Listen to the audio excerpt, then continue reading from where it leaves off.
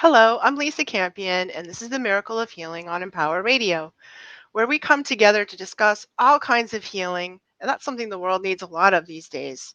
So, if you're new to my show, welcome. So glad to have you here. And if you've been journeying with us for a while, welcome back. So, wow, we're going to talk about such a beautiful and timely and important topic tonight. How do we heal through grief? I mean, grief is as old as there's been humans on the planet. We've been losing and grieving, and can really grip us in unexpected ways. It can hit you while it's happening and linger for a long time after, uh, whatever event sparked the grief. And then anything can grief isn't just really about somebody that died, although it is often a lot of that about that. It can be things like divorce, loss, addiction, a health diagnosis, mental health challenges, or a pandemic, right? So this leads us to those really crushing, hard to manage feelings that we happen now more than ever. I think everyone's going through grief. Everyone that I'm talking to is dealing with it. So thankfully we have people like yoga teacher and author Paul Denniston, who is going to talk to us about how we can use some of the principles of yoga to help us process our grief in healthy ways. And Paul is the founder of something called grief yoga, which uses yoga, movement, breath, and sound to release pain and suffering and help us reconnect back to ourselves. So, welcome to the show, Paul. Thank you, Lisa, for having me on. And thanks for your beautiful work. Wow, this just feels like, I don't know, like super timely that you came up. Have you been doing grief yoga for a long time? I have. I created this practice and have been doing it for probably about 8 to 9 years, Hmm. and have been a yoga teacher for probably about 12 to 13 years. And what was it that helped you decide you wanted to focus yoga practice on grief? What happened?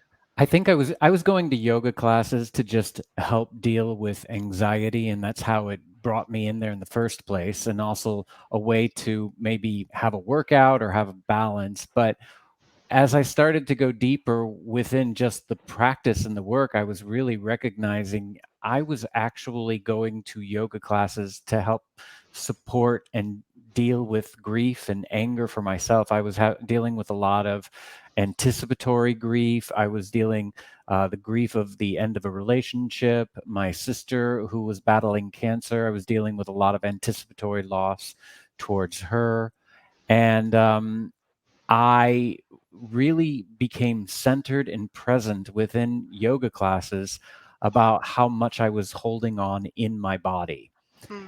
And I was interested when I became a teacher. I was really drawn to creating intentions within the practice. And I was like, you know what? What if I created an entire practice with the essence of how can we move with grief? How can we because I think it's so normal for us to feel stuck when we're feeling overwhelmed, when we're dealing with loss. And so I was trying to create a practice that was empowering to where we looked at the pain and the struggle. And instead of running away from it or suppressing it, what if we could channel the pain in empowering ways that could help us to connect to more love, more grace, more gratitude? Hmm. It's so beautiful. Like I remember it's probably in my 20s when I took my first yoga class, and I did it pretty regularly for a while there. And I remember just crying in one of the yoga classes, and like you can't stop crying. Like it's not like I was not like the little tears trickling down, but like really like "Ah," Hmm. and it I've was been there. and it was through like some heart opening, the chest opening sequence, and I remember being like super embarrassed, like that wasn't what was supposed to happen in a yoga class, like everyone else was like, and I was like, you know, crying like a little kid. And my yoga teacher, who was really wise, was like, used it as a teaching moment, like, that's awesome yoga, like, like let it flow and everything like that. And that was sort of my first idea that things that are present in yoga can kind of open us. And yet if we look at it, breath, opening the energy centers, movement, all of those things have a huge potential to help us clear grief. And the heart of what yoga really is about compassion. And a lot of the times when we're experiencing loss, we're literally disconnected from someone or something that we love. And Mm, going back to even just what the meaning of what yoga is yoga means union and finding that connection of the mind and the body to help lift the spirit. And so, of course, emotions will start to come up, and I think it's normal for us to judge it or to be embarrassed by it. But I also believe that grief is just really love, and if I can choose to not grieve in this lifetime, but then I choose to not love. So once I recognize that grief and love are a package deal, is there a way to befriend myself within the sadness? And also, they sometimes say that grief is love with nowhere to go, and I actually believe that it's possible to move with it, to be with it. It can help us to develop a greater appreciation of life. it's beautiful. I love that. And I mean, so much of us have had, it's been a really challenging couple of years, and many of us have had losses of all kinds. Tell us what you're seeing in your yoga practice now. Like, who's showing up for this kind of work? I see people who are feeling literally disconnected. Sometimes they're feeling isolated. They're feeling lonely. I'm seeing a lot of anger and rage, and I see a lot of pent up emotions, Mm. and I witness how much people are holding on to in their bodies. And so I'm a big component how emotion is just energy in motion, and for us to be able to release some of that pain and struggle is something that's really needed. And also, I just recognize that people aren't. There's a disconnection sometimes within their bodies. I think we're a lot of the times in our head, and our breath becomes shallow. Sometimes I hear a lot about people are like, I'm having a hard time breathing, Mm. or my spine hurts. It's hard for me to move. And I think that, when we suppress so much, it creates bitterness and dis-ease. So that movement is a powerful component we need to embrace. Yeah, I love that. I love all of that. And can you talk a little bit about the connection between anger and grief? Because I'm not sure everyone fully understands that. It always surprises me, and I think grief should be like, what?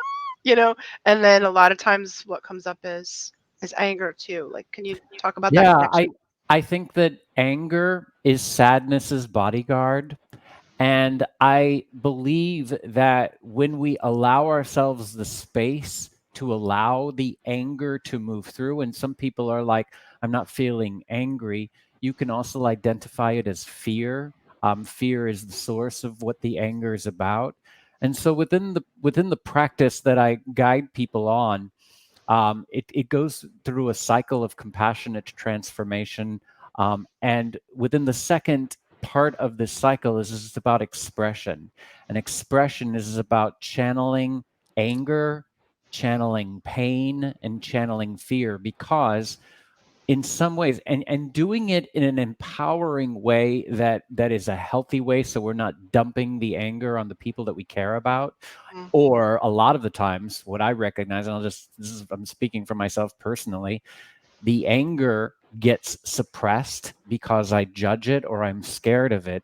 But then what happens is I become harder on myself than anybody else is. I think we're very cruel to ourselves within grief and within loss. And so it can also turn inward. mm. So that if we approach it in a compassionate space to express it and to release it, it can help us to tap into the grief and the sadness. Yeah, that's so beautiful. And I'm an energy medicine practitioner and a psychic, and I've been doing energy work on people for over 20 years now. And what I notice is when we have a lot of anger and we cycle it in to ourselves, we literally turn it in. that can be the seeds of depression too. Like that can plant Right, the we seeds of lose depression.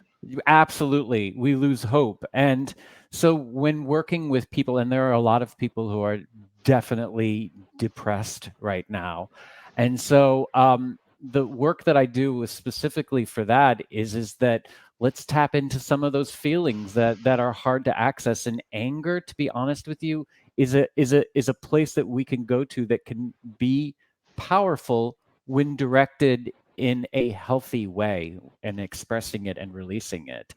So, yeah, but I also, it's interesting, for those who are depressed too.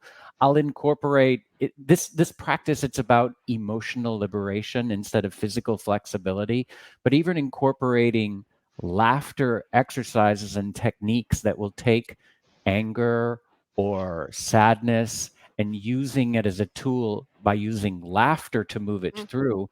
That's literally what we're doing, and laughter can sometimes allow the free flow of emotions to move through. So, it's interesting when I tell people to connect to an angry laugh, they dig it. They love it. It's crazy, but it's literally allowing the suppressed emotions to move through. A good maniacal evil laugh. It's very good for your mental health, right? I love that. Sure, why not?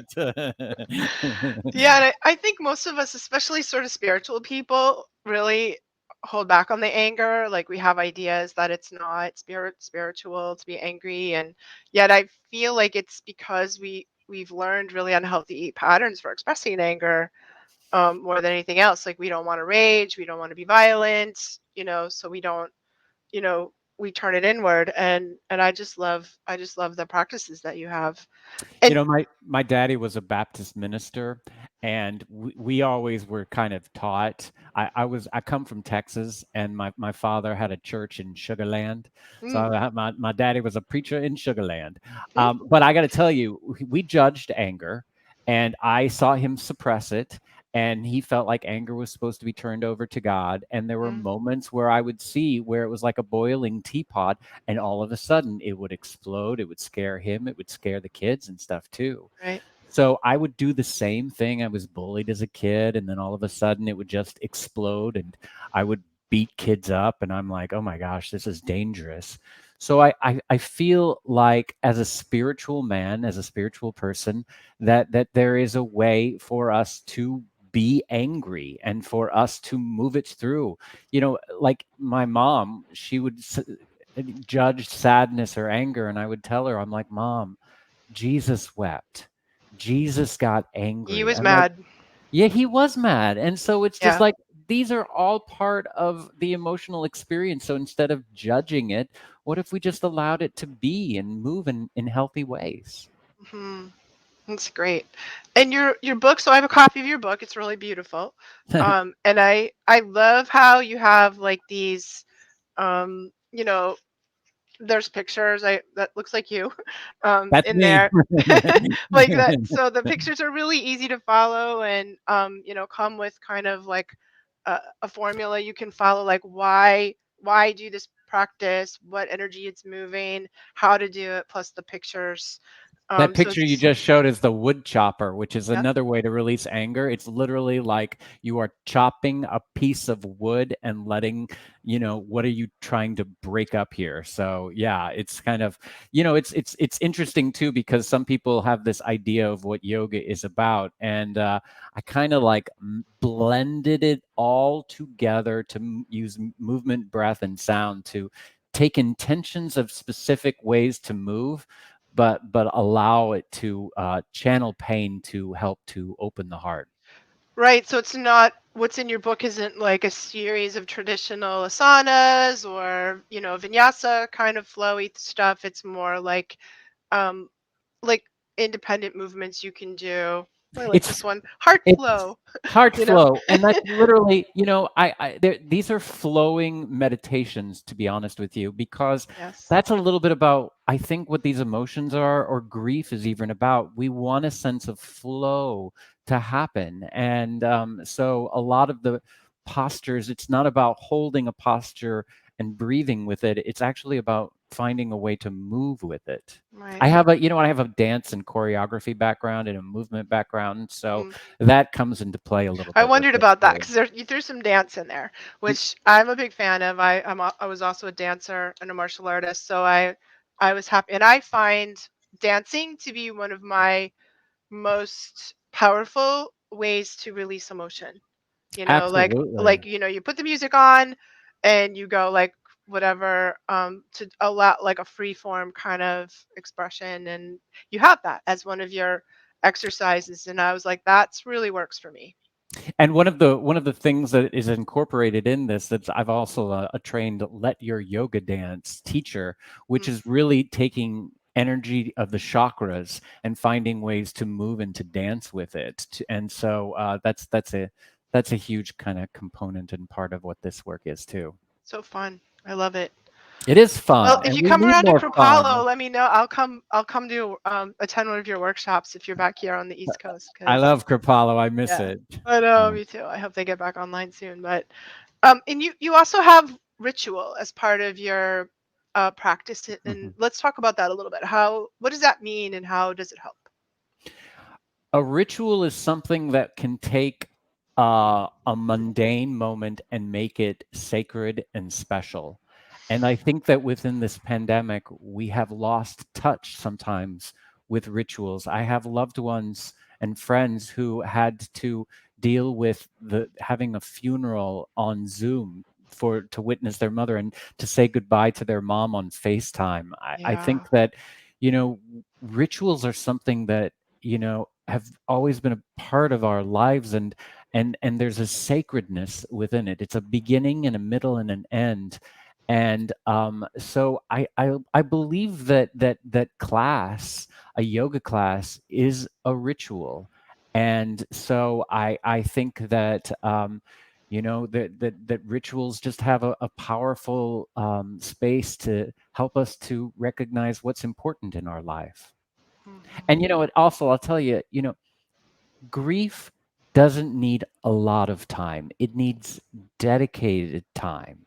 And sometimes when we allow ourselves the space to say, I'm going to honor this grief and I'm going to honor this loss, it gives us that space to be with it and to move with it, that can begin to help us to open and move towards more peace, more happiness, more harmony. But sometimes the importance of rituals is it's just a space of dedicated time that we can focus on that.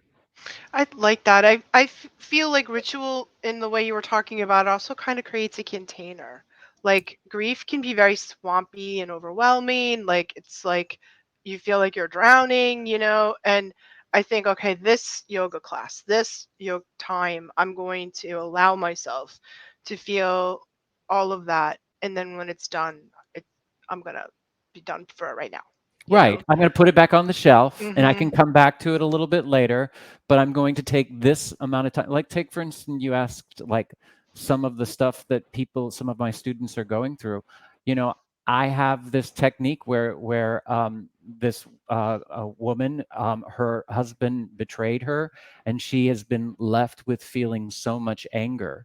And so one of the techniques that I invited her to do within the practice was, first off, just take a ritual of writing a letter of all of the hurt and all of the pain. And then there's an exercise that I have that's an expression that's called pounding out, where she would literally take the sheet of paper and put it under like a big pillow. She would have a moment where she could somatically move it through by pounding on the pillow to allow some of the pain to be released from the body. But it's just creating a little bit of a ritual to say, I'm angry, I feel it, I need to move it through. So that's just a little Right. instance here where we do that. And breath too, because I think where grief is a heart chakra thing, and our hearts are so connected with our breath. And most of us learn the trick of holding our breath to suppress our feelings. And we do that when we're 5 years old so we don't get beat up for crying on the playground. At least that's Yeah, at and least we that's can when I did it. I don't know. I learned how to do that, right? you totally. know? I'm going to hold my breath. Well, we hold our breath too when we're frightened and when we're Hmm. scared. We hold our breath because it's too much for us to feel it and to Yep. be with it. And so a lot of this work is really about deepening the breath. And think of even what breath is. Breath is life force energy. And so we need to use that breath to help us to be present, to help us to feel deeply, to help us to move things through. And a lot of the times with the breath work that I also do and incorporate is to actually use sound on the exhale, even just like it's deepening the breath, but it's allowing the sound to open up to the throat where we can sometimes feel stuck and Yeah. expressing what we want and what we need. So, sound with breath is a very powerful component too within this work. Totally. And I feel like the heart and the throat chakra are super connected, like there's a channel of energy there. It's like our throat is designed to speak the words of our heart, and mostly we don't do that because it's not safe or okay to really do that. We speak our mind, which is problematic, and if we spoke our hearts a lot, everything would be so much better in the world, I think, but you know, so be it. So, And on top of it, I was always very heart generated. I knew that that was probably one of the most powerful parts of who I was, but I was also very blocked in my throat. mm, So to recognize that the heart can help the throat to open, but what's also very important is for us to get connected to our core, our strength and our power that can also support the heart, especially when it's hurting, and the throat too, to help us to express and to share and to talk about what's important in our life, what we want and what we need. It's very important. yeah, it's beautiful. I mean, I really love how you've sort of created possibilities for children, for teenagers, for people who are in recovery to, that there's sort of this is applicable in so many different situations, you know. Right. And I mean, I think with kids, they definitely identify this easily because they don't have the words to talk about their struggle and their pain. I think that teenagers doing this work, it can be, I wish I was as a teenager, I wish I had this work. But I also recognize as teenagers, we feel self-conscious. We don't want to look stupid or anything like that too. But we're just needing the pain to move through. And I think as kids, we knew how to do that. When we were sad, we cried. When we were angry, we let it move through. But it's that place of we judge certain emotions too. And what if we approached it in a compassionate space to just say, I need to move this through because I don't want to hold on to this anymore. Mm, that's great. So, Paul, where can people contact you, and how can they get your beautiful book? You can contact me through griefyoga.com, griefyoga.com, and there's lots of resources that are there to support you. The book is called Healing Through Yoga: Transform Loss into Empowerment. And you can find out information on that on griefyoga.com, or there is a online companion course that's free if you pre-order the book, and you can find that on healingthroughyoga.com. That's beautiful. So, right now, your book is coming out soon. When is your launch date?